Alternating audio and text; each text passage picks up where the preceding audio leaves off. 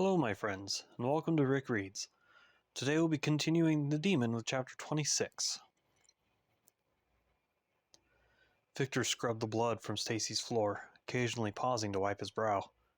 With his ring on, he was basically human, but with access to some of his angelic power. Even so, he was stuck acting as a human would while he was in the town of Bethlehem. These people were mostly simple folk, who no longer believed in the supernatural. He was diligent enough in this act that he had mastered feigning fatigue for their benefit. He had even seemed to struggle physically when he carried the body out of the house. His emotional turmoil was obvious, however. Nobody doubted the sincerity of the tears streaming down his face. Dante entered Bethlehem just before noon and made immediately for Stacy's house. He passed by many of the people he had helped over the time he had lived there, and they all eyed him somberly. They knew, he figured. They knew what had happened, what drove his determined steps. He wended his way through town, never stopping or slowing his gait. Dante knew Victor was involved in what had happened. What he did not know was how and why. As he pondered the angel's involvement, confusion seeped into his troubled mind. Victor mentioned his perception of Dante changing after finding out why the demon was in the past. Victor showed no signs of aggression toward him at all when they had met on the road. He was reluctant to draw his sword. Why would he be so hesitant in Dante's presence, but allow an innocent woman's blood to stain the heavenly blade? In light of Artemis's news of Dante being the heir to the throne of hell, the demon figured the angel was a coward, only able to muster the courage to kill a helpless human woman. With all the power at Victor's disposal, he could level the entire town to get to Dante. But that wasn't his way. That was more Dante's style. Especially now that the demon had nothing to care for to keep safe. After killing Gerard and his family, Dante was left feeling bitter and alone, no longer caring what happened to his own life.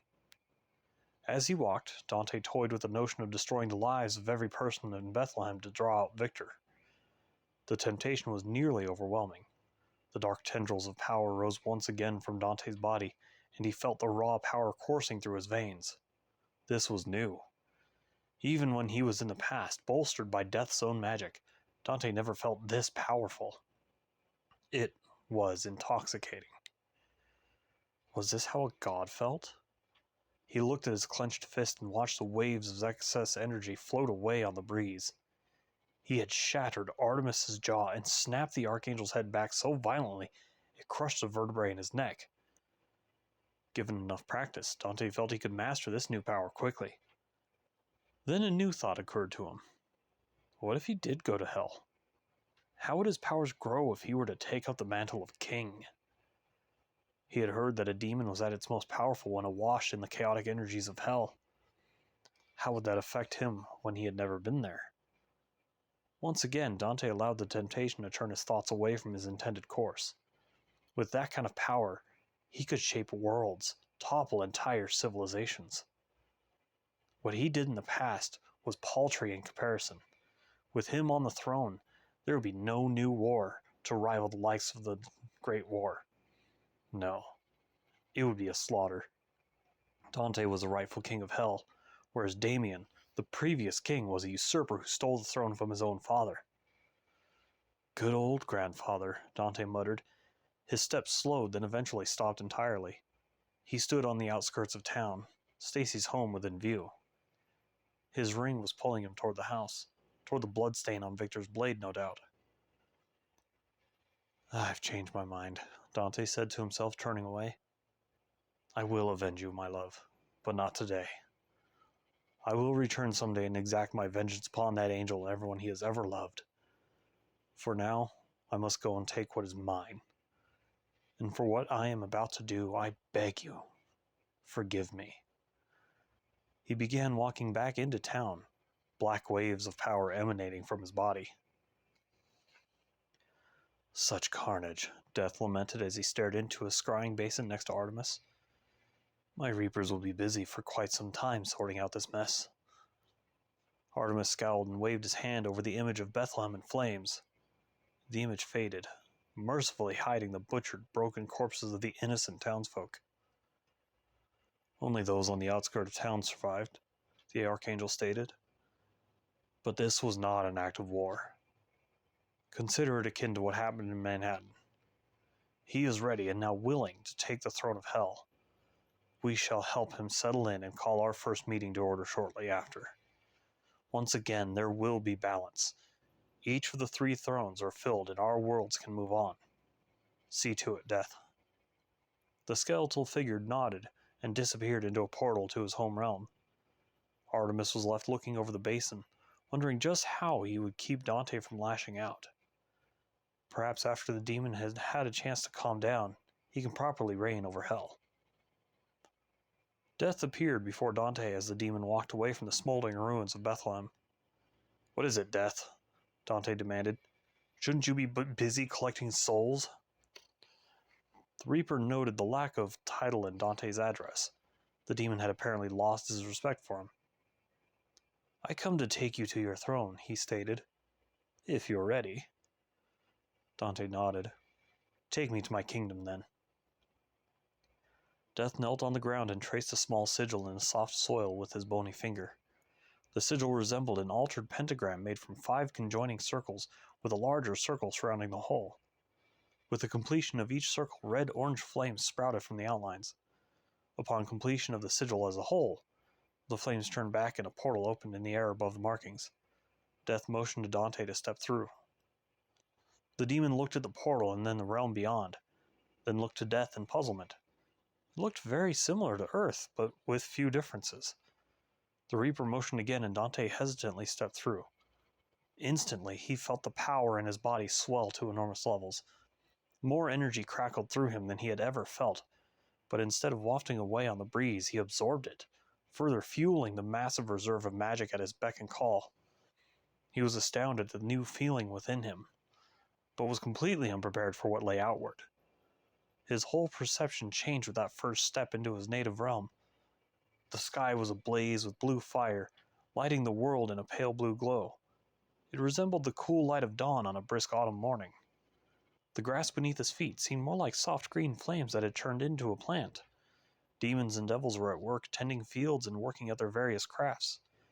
This was not the hell that Dante had envisioned all his life. He had expected a cavernous, rocky dungeon filled with the screams of the damned, not this altered mirror image of Earth. Dante stared at a bustling village not unlike a small town on Earth. He gazed in wonder and awe at the beauty of this world, allowing the view to distract him from his grief. Even the demons he looked upon looked mostly human. Some had horns or a tail or even a pair of wings. He saw smiling faces, some of which possessed fangs, and there were even children at play. Mingling with the demons were devils, the twisted, evil-looking creatures from myth and stories, but they were treated as equals among the other denizens of hell. Devil children ran with the demon children and played games with them. Everyone here was equal in each other's eyes. Not what you expected of your people? Death asked. Dante shook his head and realized his mouth was agape. These people, these beautiful creatures, they're all my kind? Death nodded, and if he had had any lips, they would have curled into a wry smile. The vengeful image of a demon on a rampage was gone, replaced by the vengeful image of a demon on a rampage was gone, replaced by the visage of the proper ruler of hell that Death had hoped Dante would become. Too long had the 3 worlds been in a strained peace. It was time there was a rightful king in hell, one who would keep the peace. Some of the local villagers noticed the pair and came to greet them. Welcome back to our world, Lord Death, one demon woman smiled. Her warm greeting knocked Dante further off balance. These people obviously knew the Reaper well and did not seem at all fazed at his appearance in their realm. I thank you, miss, Death replied. His tone was friendly and kind, not the usual dark tone Dante had come to know. And who have you brought with you? The woman asked, looking at Dante. Her red eyes, so akin to Dante's own crimson orbs, grew large as she recognized his face. She fumbled in her pockets and withdrew a silver coin. Holding it up, she inhaled sharply. You are the heir to the throne, she gasped, falling to her knees. She bowed her head, and the other demons nearby followed suit. The general mood shifted so fast that Dante was reeling. When they had first approached them, the demons were welcoming and friendly. Now they seemed terrified. One of them had even begun shaking in fear. Dante looked upon them, at first confused, then in understanding. Their last king had been a tyrant, and must have ruled his subjects with an iron fist. Instinctually, he knelt down and gently lifted the woman's face towards his with a finger on her chin. He stared into her eyes and said, "I am not the king you fear me to be." Her fright softened into a relieved smile, and she stood with Dante. The rest saw this and stood as well, every one of them relieved to see a kind king before them. "We must be on our way," Death interjected. "Your new king must take his throne." Hell's seat of power rested in a palatial tower situated in the glowing caldera of an immense volcano. The tower itself floated within the crater, great chains with links as thick as redwoods anchoring it. A single bridge spanned the gap, linking the tower's entrance to the rim of the volcano.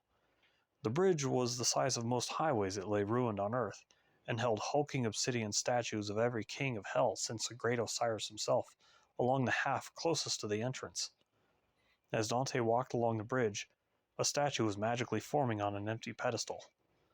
He watched in amazement as magma flowed out of the stone pedestal and cooled into obsidian, slowly taking shape. Once finished, the new statue stood tall and proud, depicting Dante in armor fit for a king and a hell-spawned crown on his head. He shook his head in awe and followed after Death.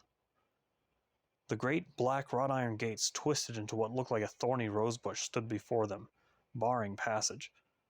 When Dante approached, the gates twisted into each other, forming a thorny archway studded with ruby roses. Through the archway stood the tower itself, a rigid obsidian and onyx monolith with smaller spires and towers branching off the sides. Black marble gargoyles jutted out, keeping a steady vigil all around the tower.